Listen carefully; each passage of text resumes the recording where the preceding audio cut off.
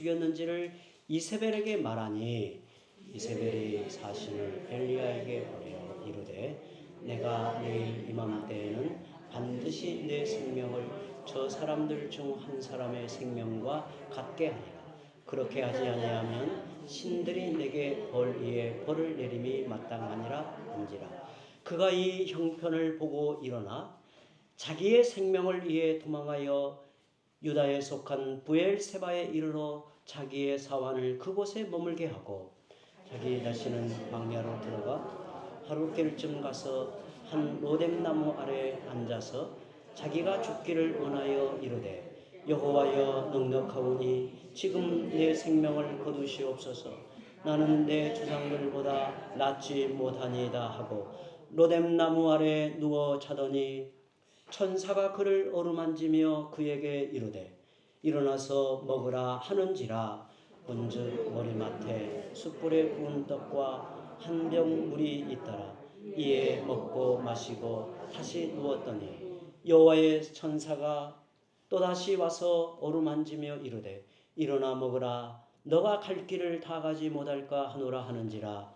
이에 일어나 먹고 마시고 그 음식 후에 40주 40야를 가서 하나님의 산 호렙에 이르니라. 엘리야가 그곳 굴에 들어가 거기서 머물더니 여호와의 말씀이 그에게 임하여 이르시되 엘리야야 너가 어찌하여 여기 있느냐. 그가 대답하되 내가 만군의 하나님 여호와의 열심히 유별하오니 이는 이스라엘 자손이 주의 언약을 버리고 주의 제단을 헐며 칼로 주의 선지자들을 죽였음이오며 오직 남았거늘 그들이 내 생명을 찾아 빼앗으려 하나요. 여호와께서 이르시되 너는 나가서 여호와 앞에서 산에 서라 하시더니 여호와께서 지나가시는데 여호와 앞에 크고 강한 바람이 산을 가르고 바위를 부수나 바람 가운데 여호와께서 계시지 아니하며 바람 위에 지진이 있으나 지진 가운데서도 여호와께서 계시지 아니하며 또 지진 후에 불이 있으나 여호와께서 계시지 아니하니 불 후에 세미한 소리가 있는지라. 엘리야가 듣고 겉옷으로 얼굴을 가리고 나가 굴러기에 서매 소리가 그에게 임하여 이르시되 엘리야야 너가 어찌하여 여기 있느냐. 그가 대답하되 내가 만군의 하나님 여호와께 열심히 유별하오니 이는 이스라엘 자손이 주의 언약을 버리고 주의 제단을 헐며 칼로 주의 선지자들을 죽였음이오며 오직 나만 남았거늘 그들이 내 생명을 찾아 빼앗으려 하나이다. 여호와께서 그에게 이르시되 너는 내 길을 돌이켜 광야를 통하여 다메섹에 가서 이르거든 하사엘에게 기름을 부어 아람의 왕이 되게 하고 너는 또 님시의 아들 예후에게 기름을 부어 이스라엘의 왕이 되게 하고 또 아벨 무올라 사밧의 아들 엘리사에게 기름을 부어 너를 대신하여 선지자가 되게 하라. 하사엘의 칼을 피하는 자를 예후가 죽일 것이요 예후의 칼을 피하는 자를 엘리사가 죽이리라. 그러나 내가 이스라엘 가운데 7,000명을 남기리니 다 바알에게 무릎을 꿇지 아니하고 다 바알에게 입맞추지 아니한 자니라. 아멘. 아멘.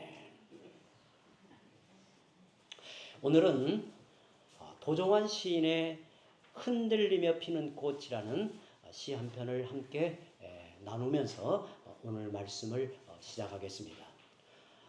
이 도종환 시인 들어보셨죠? 한때 장관으로 중요한 일을 했고 지금도 국회의원으로 중요한 일을 하고 있는 도종환 시인 시 한 편을 함께 나눕니다. 흔들리지 않고 피는 꽃이 어디 있으랴. 이 세상 그 어떤 아름다운 꽃들도 다 흔들리면서 피었나니 흔들리면서 줄기를 곧게 세웠나니 흔들리지 않고 가는 사랑이 어디 있으랴. 젖지 않고 피는 꽃이 어디 있으랴. 이 세상 그 어떤 빛나는 꽃들도 다 젖으며 피었나니 바람과 비에 젖으며 꽃잎 따뜻하게 피었나니 젖지 않고 가는 삶이 어디 있으랴. 도종환 시인은 흔들리고 젖으며 아픔을 겪고 살아가는 것이 우리의 인생이라고 말합니다. 정말 그런 것 같습니다. 인생은 다 흔들리고 축축히 젖고 아파하면서 자신의 꽃을 피웁니다. 그런데 문제는 흔들리다 못해 때로는 부러지기도 하고 젖다 못해 침몰하고 아프다 못해 죽고 싶을 때가 있다는 것입니다. 우리의 인생 걸음에서 이럴 때가 있지 않나요? 모든 것이 절망으로 다가오고 사면이 꽉 막혀서 이제는 살아갈 희망마저 다 잃어버린 의욕을 상실할 때가 우리의 인생 가운데 일어나기도 하는 겁니다. 어느 날 갑자기 큰 좌절과 시리에 빠져 모든 일이 귀찮고 의욕을 잃어버리고 살기보다 죽고 싶을 때가 있습니다. 이런 삶의 위기가 믿는 신자들에게 없으면 좋겠지만 문제는 주님을 믿고 사는 성도들도 이와 같은 영적 침체에 빠지기도 합니다. 오늘 말씀에 엘리야가 이런 경우이죠. 엘리야는 성경에 나오는 인물 중에 하나님의 능력을 놀랍게 행하던 사람이었습니다. 그는 특별한 하나님의 종이었습니다. 실패나 좌절, 침체나 우울 같은 말과 어울리지 않을 정도로 그는 믿음으로 나아가는 믿음의 용장과 같은 인물이었어요. 그는 기도하여 죽었던 사르밧 과부의 아들을 살려낸 기도의 사람이었고 갈멜산에서 바알 선지자 450명과 홀로 싸워 기적 같은 승리를 거두었던 믿음의 용사이죠. 그는 간절한 기도로 3년 6개월 동안의 가뭄을 멈추게 하고 그 기쁨의 능력으로 허리를 동이고 갈멜산에서 이스라엘까지 아방의 마차를 앞질러 달려갔던 초인적인 인물, 아주 특별한 사람이 엘리야입니다. 그런데 그가 한순간에 시리에 빠져 두려워 떨고 있습니다. 아방의 마차를 앞질러 질주했던 능력의 종이 이스라엘에서 부엘세바로, 부엘세바에서 광야로 정신없이 도망가는 도피자가 되어 한 로뎀나무 아래 주저앉아 만사를 포기한 채 하나님께 자신의 생명을 거두어 달라고 죽기를 구하고 있습니다. 어제의 엘리야와 이 상황의 엘리야가 너무도 달리 보여요. 갈멜산에서 바알의 거짓 선지자들을 향해 담대히 선포했던 엘리야, 그 믿음은 어디로 사라지고 하루 사이에 절망과 좌절에 빠져 모든 사명을 포기한 이유가 뭘까요? 저는 이 장면을 읽을 때마다 엘리야가 이렇게 하루 사이에 정말 시리에 빠져서 손가락 하나 까딱할 힘까지 잃어버리고 하나님, 내 생명을 거두어 가시면 좋겠습니다. 나는 죽고 싶습니다. 라고 절망하며 주저앉는 이유가 뭘까요? 이렇게 무너져 두려워 떨고 있는 이유가 뭘까요? 오늘 본문 2절을 보면 이세벨이 사신을 엘리야에게 보내면서 이렇게 말합니다. 내가 내일 이맘때에는 반드시 너의 생명을 저 사람들 중 한 사람의 생명과 같게 하리라. 그렇게 하지 아니하면 신들이 내게 벌이에 벌을 내림이 마땅하니라 한지라. 담대하고 물러설 줄 모르던 엘리야가 이세벨의 말 한마디에 무너지고 맙니다. 반드시 너를 죽이겠다는 협박에 엘리야는 지금까지 하나님의 자기 생명을 지켜주신 것을 다 잊고 가슴이 철렁하는 두려움에 떨고 있습니다. 이전 같으면 이런 말을 들어도 하나님의 능력으로 대적하며 용감하게 맞설 터인데 그는 지금 더 이상 믿음의 용사가 아닙니다. 이세벨의 복수의 위협 앞에 그는 바로 전에 갈멜산에서 보았던 불의 역사를 다 망각한 채 두려움에 떨고 있습니다.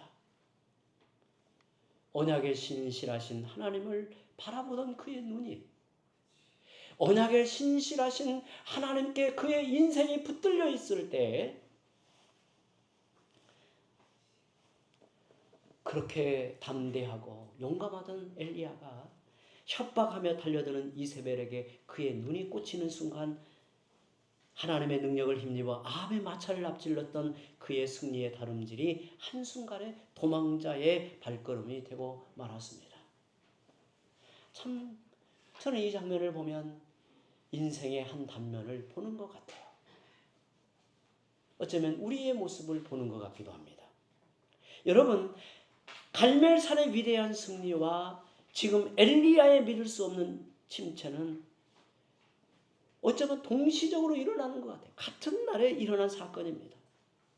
승리의 다름질과 패배의 도망감이 하루가 지나기 전에 연쇄적으로 일어난 겁니다. 이것이 무엇을 말해주고 있는 겁니까?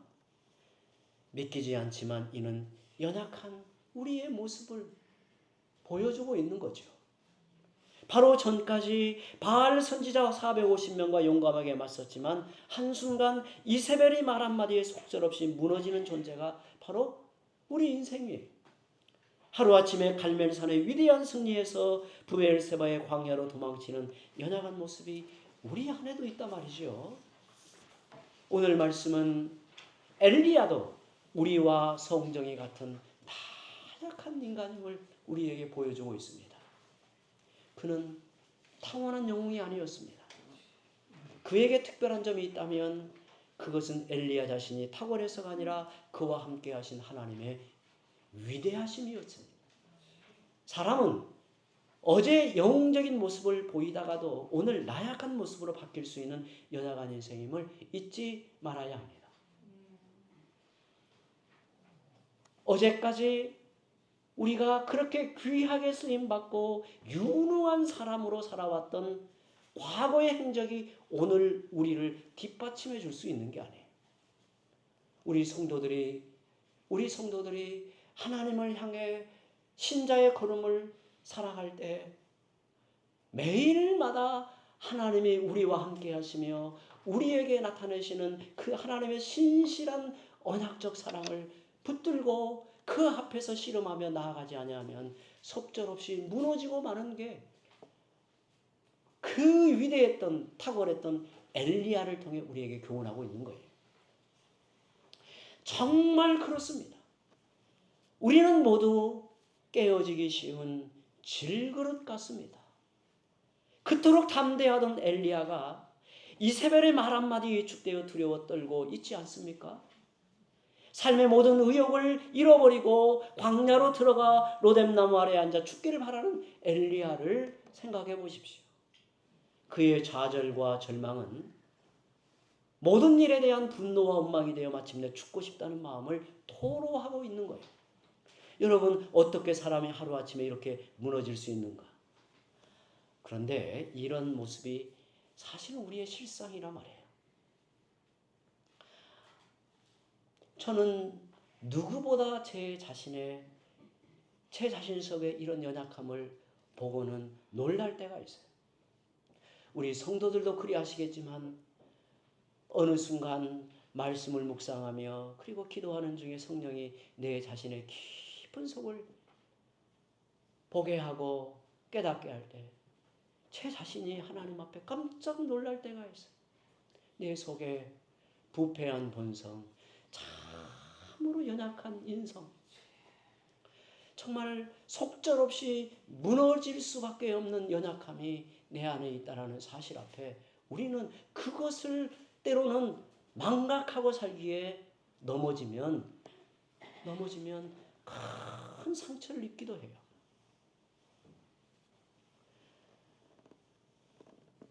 엘리야뿐 아니라 사실 성경을 보면 모세도 그리했고요. 요나도 그랬어요. 모세도 하나님 도저히 내가 못 살겠습니다. 나 죽여주세요. 요나도 그랬어요. 그러므로 우리는 자신의 연약함을 늘 염두해야 되는 거예요. 나는 모든 걸 할 수 있고 무엇이든 내가 해야만 한다고 생각하면 그것이 좌절될 때마다 크게 실망하지만 나는 연약한 인생임을 깨닫고 인정하면 때로 넘어지고 실패할 때 나는 나의 능력과 힘으로 사는 게 아니라 하나님의 도우심으로 사는 것임을 깊이 깨닫고 더욱 주님을 의지하게 되는 것입니다. 자아가 강할수록 자기중심적일수록 좌절하게 되면 그야말로 끝도 끝을 모르게 무너지고 말아요. 정말 인생이 산산이 깨어지고 망가진 상태까지 가고 말아요. 이게 두려운 거예요. 사실은 하나님 앞에 연약함을 또한 하나님의 은혜로 살고 있다는 사실 앞에 늘 깨어 있으면 때로는 넘어져도 그것이 더욱 겸손하게 하고 하나님의 은혜와 능력을 붙들게 하는 수단이 되기도 해요. 그러면 어찌 엘리야가 이세벨의 협박 한마디에 이렇게 무너지게 되었을까요? 3절을 보시면 그가 이 형편을 보고 일어나 자기 생명을 위해 도망했다고 설명합니다. 하나님을 위해 전력 투구하고 특별한 능력의 역사를 나타냈지만 결과는 여전히 이세벨은 살기 등등하고 이스라엘은 언약 백성의 본분을 저버리고 있고 선지자들은 다 죽어가고 자기만 남은 형국을 보고 있는 겁니다. 지금까지 열심을 다해 사역하였는데 문득 이세벨의 말을 듣고 형편을 돌아보니 어떤 마음이 파고들었는가? 조금도 나아진 게 없었다는 거예요. 저는 이 장면을 보면서 목회자인 제 자신에게 시사해 주는 바가 참으로 컸습니다. 때로는 하나님의 은혜를 붙들고 정말 몸부림도 치고 하나님의 뜻을 붙들고 정말 영적 씨름을 하면서 나아가는데 어느 순간 돌아보면 너무나 달라진 게 없을 때 내 마음에 찾아오는 것은 절망과 의욕상실 이런 것이었어요. 어찌 보면 엘리야의 심정이 저에게는 너무 깊이 와닿을 때가 있더라고요. 너무 엘리야의 심정이 와닿아요. 엘리야가 살아갈 마음까지 상실한 이유가 뭘까요? 자신의 기대와 눈앞의 현실의 차이 때문이었습니다. 그가 이렇게 좌절하고 깊은 상실감에 삶의 모든 의욕을 잃어버린 이유는 무엇일까요? 어느 순간 자신의 기대와 현실의 차이를 크게 느꼈기 때문입니다. 그때 우리는 깊이 좌절하고 마음이 흔들리고 분노와 원망을 터뜨리게 됩니다. 나는 이만큼 했는데 현실은 이게 뭐냐고 따져 묻는 겁니다. 다른 사람들은 뭐하고 있으며 하나님은 뭐하고 계시는가? 이렇게 원망하는 겁니다. 엘리야는 오로지 자신만 남았다고 하나님 앞에 불평을 쏟아 놓습니다. 왜 나만 이렇게 바알 신앙으로 키운 이스라엘을 질타하고 아합과 맞서 싸워야 하느냐고 따져 묻습니다. 그의 마음에 억울함이 있고 원망이 이렇습니다. 이전에는 그런 생각이 없었는데 어느 순간 이세벨의 협박을 듣고 자기 형편을 둘러보니 갑자기 자기만 희생을 당하고 내몰리고 있다는 생각이 들었습니다. 그러면서 왜 나만 이렇게 살아야 하는가? 이렇게 살아서 뭐하나? 그의 마음은 깊은 좌절과 상실감에 빠져들었습니다. 우리도 어느 순간 이런 생각이 이런 마음이 들기도 합니다. 어찌 엘리야의 그 거대한 인생 걸음, 언약 백성을 주 앞으로 돌이키기 위한 힘겨운 싸움을 싸웠던 엘리야의 처지와 우리의 삶을 비교하기는 그렇지만 우리의 신자의 걸음 속에서 어느 순간에 이런 마음이 들기도 합니다. 인생의 중년을 넘어서 노년에 이를 때 자신은 해놓은 것이 아무것도 없다는 생각이 들면서 이렇게 상실감이 찾아오기도 합니다. 여태까지 앞만 보고 열심히 살아왔는데 갑자기 어떤 말을 듣고 자신의 형편을 보니 내게는 아무것도 없다는 생각을 합니다. 자신의 기대와 달리 흘러가는 인생을 보면서 슬퍼지고 우울감으로 힘들어하기도 합니다. 우리 자매들도 그러기 쉬워요.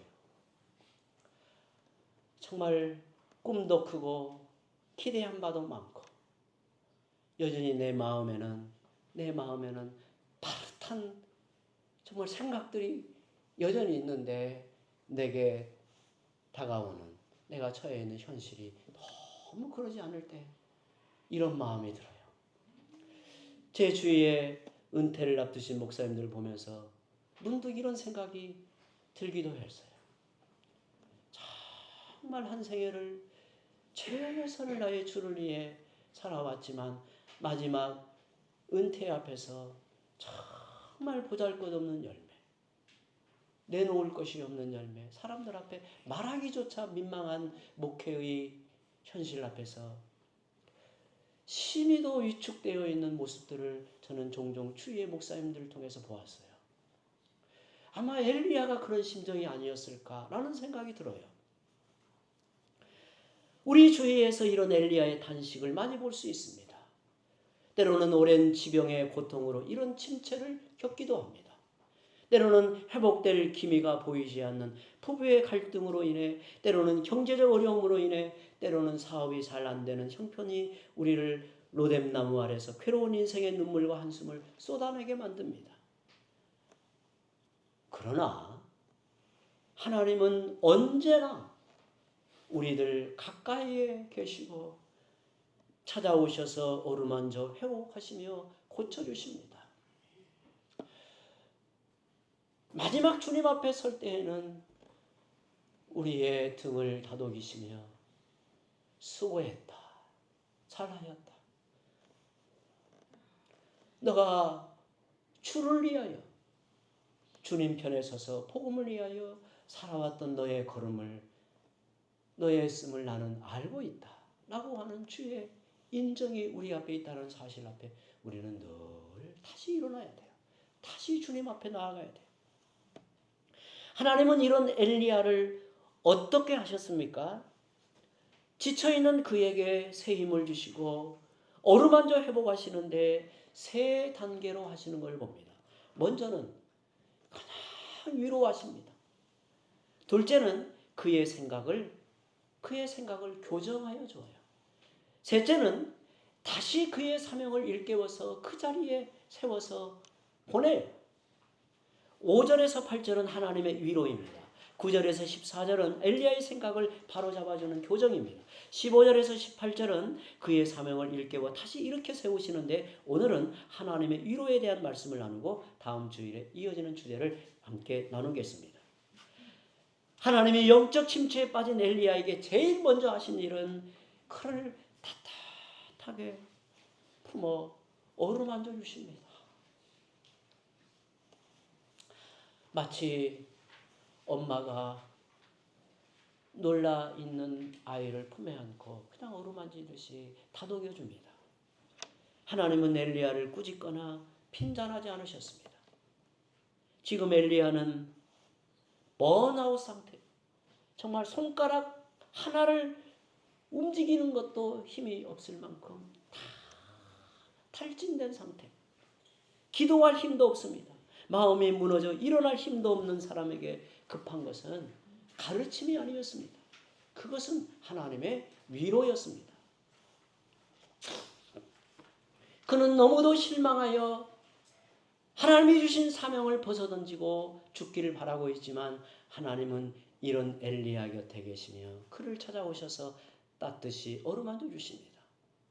하나님은 모든 삶의 의욕을 잃고 죽기를 바라는 그의 깊은 우울함을 아셨어요.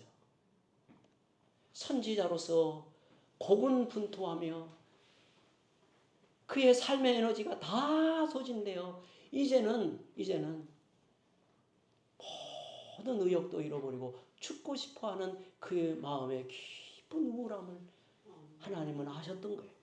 그래서 먼저는 그를 어루만지고 먹고 마실 것을 주시며 위로하십니다.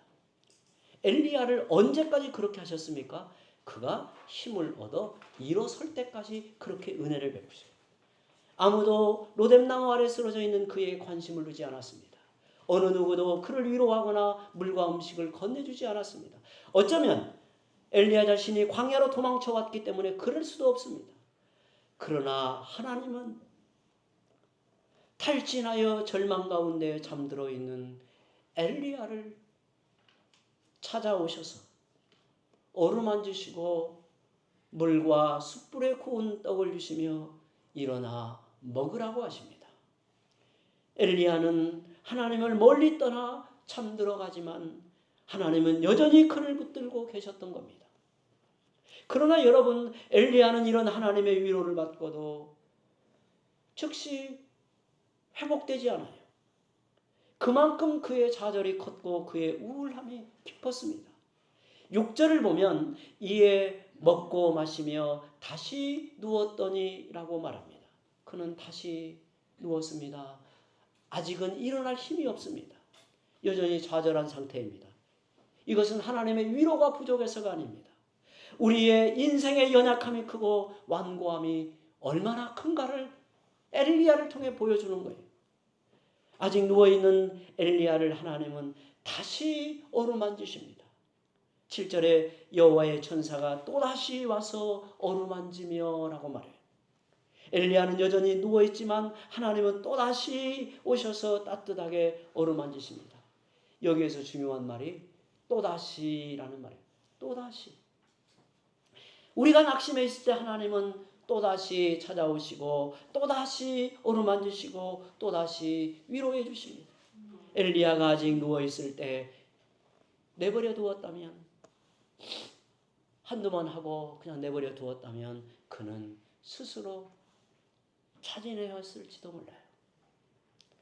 그러나 아직 누워있는 엘리야를 주님은 또다시 위로하고 또다시 어루만지시고 또다시 먹이셨습니다. 또다시의 은혜가 있었기에 엘리야는 마침내 일어나 그의 사명의 길로 다시 나아갑니다. 그가 감당해야 될 사명의 길로 그는 다시 일어서서 나아갑니다. 여러분, 또다시의 은혜가 없다면 오늘 우리가 어떻게 이 세상을 믿음으로 살아갈 수 있겠습니까? 또다시의 은혜가 없다면 아무도 로뎀나무 아래에서 일어나지 못할 것입니다. 또다시 깨우시고 또다시 어루만지시고 또다시 먹여주시는 주님의 오래 참으심과 보살피시는 은혜가 없다면 아무도 주님의 신실한 제자가 될 수 없습니다. 우리는 지난 날을 돌아보면 또다시 은혜가 계속되었다는 사실 앞에 목이 메일 뿐입니다. 성도 여러분, 엘리야는 또다시 어루만지시고 또다시 공급하시는 하나님의 위로를 받고 일어나 먹고 마시며 그 힘을 의지해 40주야를 가서 하나님의 산 호렙에 이르렀습니다. 하나님 앞에 나아간 거죠. 오늘 우리 중에 지쳐 계시거나 시리에 빠져 삶의 의욕을 상실한 분이 있나요? 실패와 좌절로 인해 낙심해 있는 분이 계십니까?